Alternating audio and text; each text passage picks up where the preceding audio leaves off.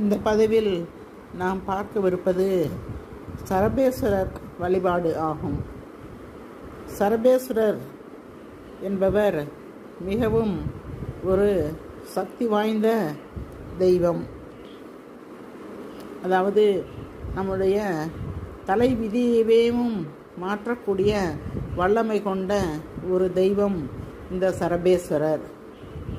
இவரை துதித்தால் அனைத்து நன்மைகளும் கிடைக்கும். இவரை வழிபட வேண்டிய நேரம் ஞாயிற்றுக்கிழமை மாலை 4:30 மணி முதல் 6 மணி வரை உள்ள ராகு காலத்தில் சரபேஸ்வரரை வழிபட அனைத்து நன்மைகளும் நமக்கு கிடைக்கும்.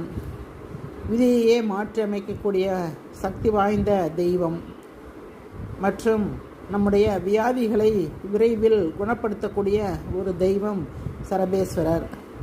இவருடைய மூல மந்திரம் ஓம் சாலு